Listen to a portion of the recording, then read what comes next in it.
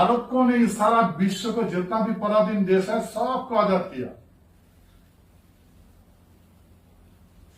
और ये आजाद हुआ अटलांटिक सनद द्वारा 1942, फाइनल सन 1946 में हुआ था।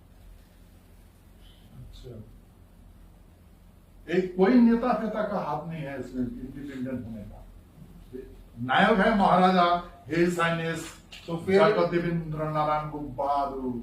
सारा संसार देख लीजिए, सारे नेता इसको देख लीजिए, चर्चा कीजिए। और मेरा पास डॉक्यूमेंट्स है, हमारे पास डॉक्यूमेंट है, इसको गौर से देखिए। एक और ये मांग कर रहे हैं एक ग्रेटर कूच बिहार की, जो कि एक स्टेट था पहले, और उस स्टेट की मांग कर रहे थे। तो इनकी जो राज्य सरकार, केंद्र सरकार वगैरह से बात हुई तो उन्होंने इनको यूनियन टेरिटरी देने का प्रयास जो है वो प्रॉमिस किया, और अभी तक इनको मिला नहीं है। तो अभी ये राज्यसभा में है, तो इनसे उसी विषय पे बात करेंगे कि ये कूच बिहार का मुद्दा है क्या, उसका इतिहास क्या है, और अभी इनकी जो ये मांग है ये कहाँ तक पहुंच पाई है। तो महाराज जी, आपका बहुत बहुत स्वागत है। ये कूच बिहार का जो मुद्दा है वो क्या है, और आप इसकी अलग स्टेट की मांग क्यों कर रहे हैं? नहीं, अलग स्टेट का मांग हम नहीं कर रहे। गवर्नमेंट ऑफ इंडिया हमें अलग स्टेट दिया था। कब? 1949 26 नवंबर जब भारत संविधान अडॉप्टेड हुआ था, तो अब हमें सी कैटेगरी स्टेट दिया। उस टाइम में फॉर्मेशन था स्टेट का ABCD, तो हमें सी में रखा था। तो ये सी कैटेगरी क्या होता है? सी कैटेगरी बेसिकली वो एक अलग तरह का होता है, उसको पूरा और राइट्स होता था। अच्छा। हाँ, अलग कॉन्स्टिट्यूशन रहेगा, अलग राइट रहेगा। हाँ, तो राजा का ऊपर को इंडियन कॉन्स्टिट्यूशन नहीं रहेगा। अच्छा, मतलब जो अभी जो स्टेट्स हैं, ये जैसे यूपी है, बिहार है, इनसे अलग तरह का स्टेट होता है, वो मतलब आपका अपना कॉन्स्टिट्यूशन वगैरह होता है। ये आपको प्रॉमिस किया गया था 1950 में, जब संविधान को अडॉप्ट किया गया। तो फिर आपको मिला क्यों नहीं उस समय? फिर वो संविधान में फर्स्ट शेड्यूल में 9 आर्टिकल लेके एक कॉन्स्टिट्यूशन बना था। तो उसमें फर्स्ट शेड्यूल में स्टेट का तरीका है, तो उसमें उस टाइम में फॉर्मेशन था ABCD। हाँ, ABCD फॉर्मेशन था। तो हमारे कूच बिहार को सी कैटेगरी में रखा गया। हाँ, उस टाइम में तो फिर सी कैटेगरी रखने का बाद क्या से क्या हुआ, फिर हमें वो स्टेट को सी कैटेगरी स्टेट, ये देखिए सी कैटेगरी स्टेट। हाँ, एक यूरोप दिया गया है, पीला रंग दिया गया है, सी कैटेगरी।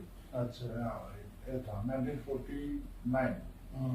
1949 मतलब सी कैटेगरी आपको दिया, पर मिला तो नहीं ना? हाँ, मिला नहीं। कॉन्स्टिट्यूशन में था, हाँ, लेकिन हमें दिया नहीं। हाँ। तो फिर हमें ब्रिटिश प्रादेशिक एमेग्लेमेशन एक्ट 290A द्वारा वो बंगाल का साथ मार्च कर दिए गए। अच्छा, आपको बंगाल के साथ मार्च कर दिएगा, यहाँ से हटा के वहां पे जोड़ दिया गया। लेकिन ये हमने इसको पूछा था गवर्नमेंट को, आप कैसे मर्ज कर, बोला कि गैजेट निकला गवर्नमेंट ऑफ इंडिया 1950 का उदाहरण गैजेट निकला था, बोला कि हम 290 द्वारा गवर्नर एक्ट द्वारा हमने मार्च कर दिया बंगाल का साथ। अच्छा, 1 जनवरी।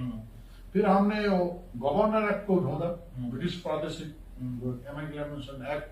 तो उसमें क्या है, सेकेंड वर्ल्ड वॉर में ब्रिटिश सरकार 290A वो एक्ट का पूरा फाइनली अबंडन कर दिया था। तो जो एक्ट है नहीं वो कैसे मार्च करता है? तो आपने इसका उस समय विरोध नहीं करा गया? उस समय तो हमारा जन्म नहीं हुआ।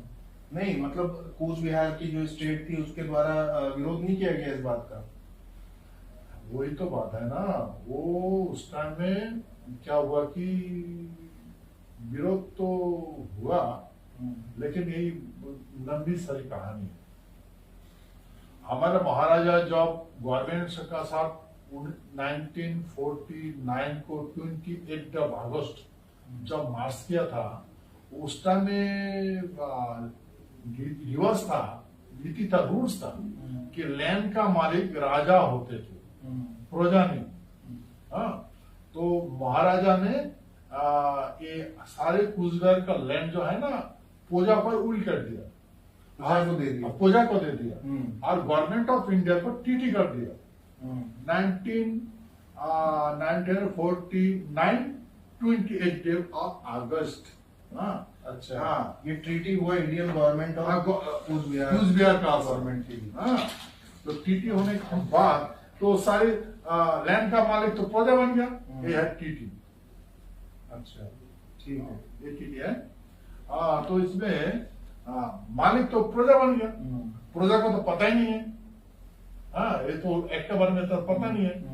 तो राजा क्या बोले, राजा तो दे दी ना जिम्मेदारी प्रजा को।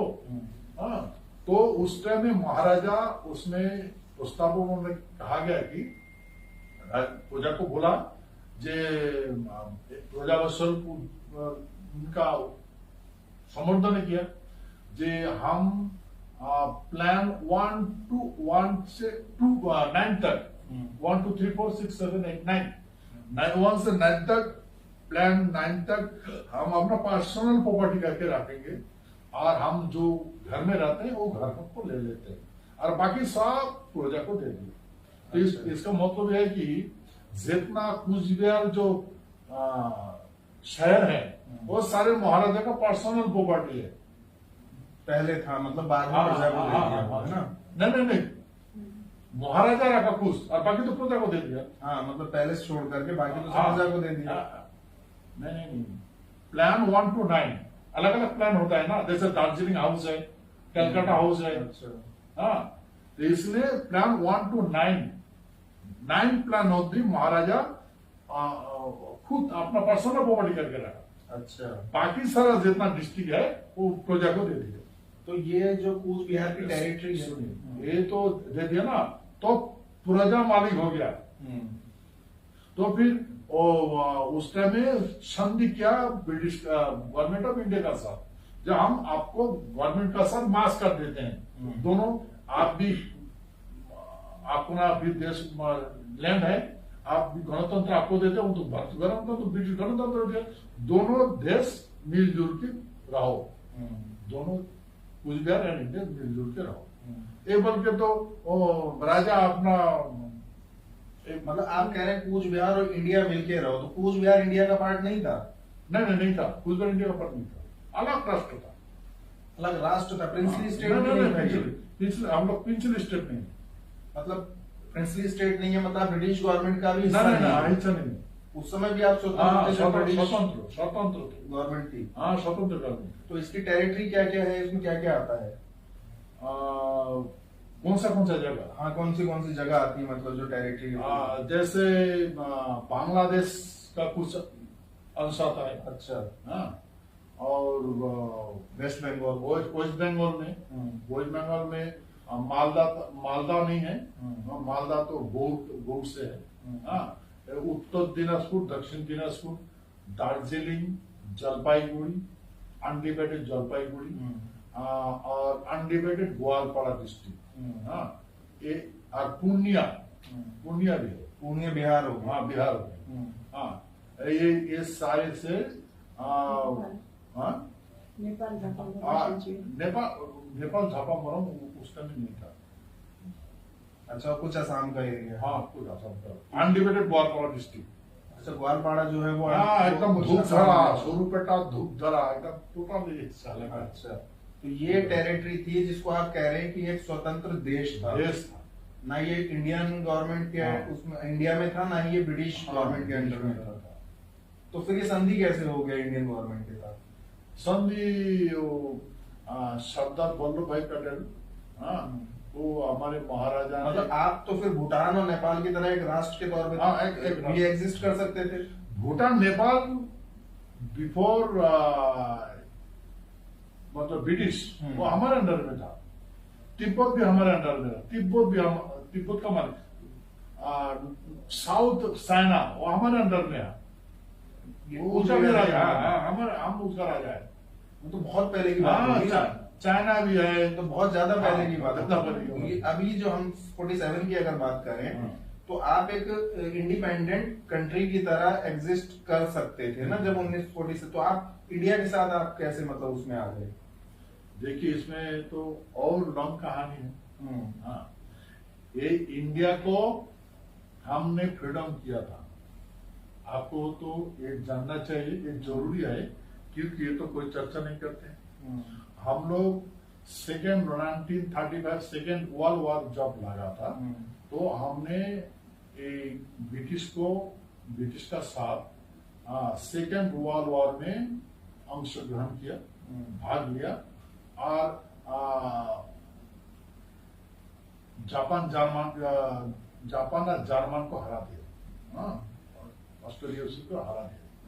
और उस टाइम में अमेरिका, यूरोप महादेश का कुछ देश, इन तो स्वतंत्र अलग था। तो फिर इस टाइम में हमारे साथ एक बातचीत हुआ कि हमने इस शर्त में हमने युद्ध में अंशग्रहण किया हमारे राजा ने, कि भाई अगर हम इसमें अंश स्वाधीन आपको भाग लेंगे युद्ध में, तो भारत को स्वाधीन कर देना पड़ेगा। हाँ, 40 पराधीन जितना देश है स्वाधीन कर, तो ब्रिटिश का रानी एग्री होगी। मतलब क्या कहा आपने, क्या करना होगा? मतलब हम अगर लड़ाई आपसे रक्षा करेंगे, आप जीत जाएंगे, तो आपको सारे से सारे शोध देना पड़ेगा, आजाद करने पड़ेगा। अच्छा। हाँ, तो हमने हमारे नारायणी सेना फिर सेकेंड वर्ल्ड वॉर में अपना लड़ाई शुरू किया। मतलब आप ये कह रहे हैं, मैं थोड़ा क्लियर करता चलूं ना, कि थोड़ा सा कि जो सेकंड वर्ल्ड वॉर हुआ उसमें ब्रिटिश गवर्नमेंट ने आपसे सहायता मांगी और आपने सहायता करी इनके खिलाफ, जर्मनी, जापान और इटली के खिलाफ। और उसमें आपने ये प्रॉमिस लिया कि अगर जीत गए तो आपको ये सारे देशों को स्वतंत्र करना होगा, और इसलिए उन्होंने इंडिया को इंडिपेंडेंट मतलब फ्रीडम दिया। इंडिया को नहीं, सारे ब्रिटिश का जितना भी देश था, जैसे अक्षय सिंह, वो भी स्वतंत्र हो गया, चीन से स्वतंत्र हो गया, अक्षय सिंह। हाँ, तब उसका वो सिंगापुर स्वतंत्र हो गया, उसमें तो कोई नेता होता नहीं था ना, तो स्वाधीन कैसे हुआ? तो हमने सब स्वाधीन कर दिया। वो स्वाधीन हुआ एटलांटिक सनद 1942, और उसमें प्रस्ताव लेके आया अमेरिका का राष्ट्रपति रूजवेल्ट और ब्रिटिश का प्रधानमंत्री चर्चिल, और ये प्रस्तावना पास हुआ था प्रिंसेस जहाज में। तो इसका कोई डॉक्यूमेंट है? हाँ, डॉक्यूमेंट्स है, हाँ डॉक्यूमेंट्स देखो, सारे डॉक्यूमेंट्स है। हाँ, ये महाराजा जगत देवेंद्रनाथ बहादुर, सेकेंड वर्ल्ड वॉर का हीरो। अच्छा, ये इनसे बात हुई थी ब्रिटिश क्वीन की, जो हुई आप जो कह रहे हैं। हाँ, इसमें सारे एविडेंस है, इसमें सारे है। इसमें वर्ल्ड वॉर का मेडल भी है, हाँ, स्वाधीनता मेडल भी है, महाराजा जगत देवेंद्रनाथ का मेडल भी है, इसे देखिए मेडल भी है, ये मेडल दिखाओ ब्रिटिश। हाँ, ये देखो, जो रिबन जो है ना, रिबन भी है, ये रिबन भी है, और मेडल भी है, और मेडल दिखाता हूँ।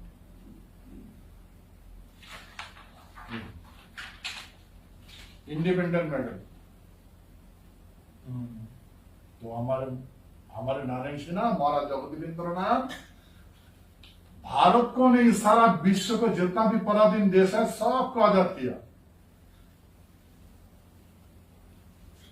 और ये आजाद हुआ एटलांटिक सनद द्वारा 1942, फाइनल सन 1946 में हुआ था। अच्छा, एक कोई नेता का हाथ नहीं है इसमें इंडिपेंडेंट होने का। नायक है महाराजा हिज हाइनेस, तो फिर जगत देवेंद्र नारायण बहादुर। सारा संसार देख लीजिए, सारे नेता इसको देख लीजिए, चर्चा कीजिए, और मेरा पास डॉक्यूमेंट्स है, हमारे पास डॉक्यूमेंट है, इसको गौर से देखिए, एक पढ़िए, इसको बंद कर दो।